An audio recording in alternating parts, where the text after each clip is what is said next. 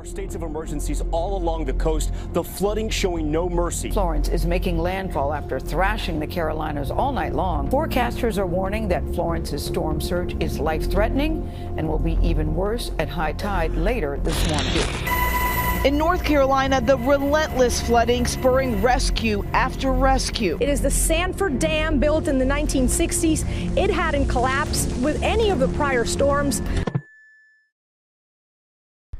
In late August, my friends and I weren't meteorologists focused on the abnormal cloud patterns forming over the East Atlantic.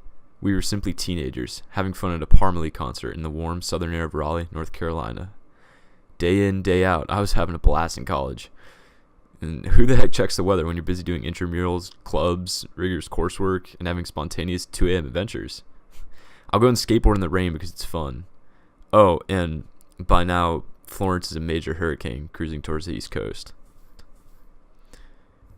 My best friend Elizabeth came from University of North Carolina at Wilmington around this time to visit.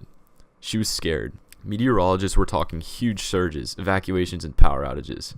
She got out a couple days before it became real. We're cruising around the NC State campus when the first signs of bad weather started to occur. It's 7:55 on Monday. Yeah. And we already have clouds from Florence. And honestly, after that, my first thought is, dang, well, this would be fun to take pictures of campus in. My best friend Carson from Oregon texted me about the hurricane and how big it was getting. That should have worried me, coming all the way from Oregon, you know.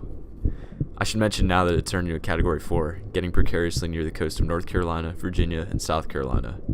I strangely didn't feel a darn thing yet. The sun hadn't been out in several days, and rain was starting to fall, but it just didn't feel real.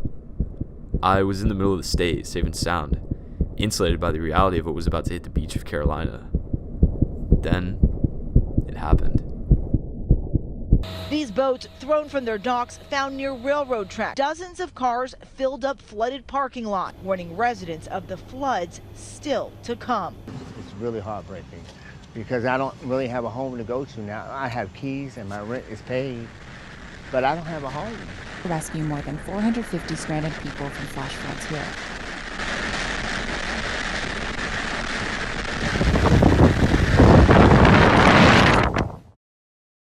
In its extremely long life from August 31st to September 17th, Hurricane Florence became the wettest hurricane to ever impact North Carolina, as well as becoming the 9th wettest hurricane on record.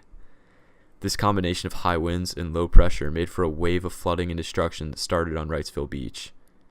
Elizabeth's hometown of Wilmington received record rainfall of 23 inches over the course of just 4 days, cutting off all access points to the city and leaving entire neighborhoods submerged underwater. Not to mention UNCW is still closed. I-40 is a river. $17 billion of damage have been incurred, and 40 people are left dead. Hundreds more are injured, and thousands more are displaced. This was scary, and nothing like I thought it would be. A Category 1 storm at arrival, wreaking this havoc on our land is unsettling, and calls for action must be made. Residents of the coast of North Carolina and beyond need help to recover. Grassroots organizations such as the student-founded We Will and Rebuild seek to collect supplies and monetary donations for the victims of the flooding and damage. Other relief efforts through the One South Carolina Fund and North Carolina Disaster Relief Fund need these donations to help rebuild and restore.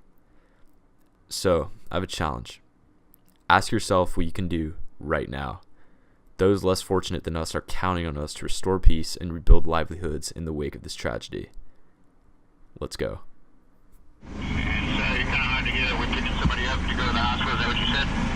Yeah, correct. All right. I know it might be a little scary, but we got you. We're gonna take care of you. Okay. All right.